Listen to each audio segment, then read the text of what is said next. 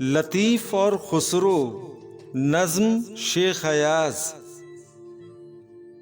दो दीप जले, एक जमुना माँ के कंठे पर, एक सिंधु माँ के सहरा में।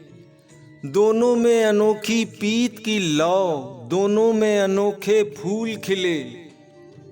दोनों की हवाओं की जद में हम छोड़कर निकले थे, लेकिन वो लौ न बुझी, वो फूल न अब तक मुरझाए, और रोशनियों की पतझड़ में वो दीप न अब तक कुमलाए। हाँ, उनकी रोशन खुशबू में हम अब तक रास्ता ढूंढते हैं। जिस पीत डगर से भटके थे, उस पीत डगर को लौटते हैं।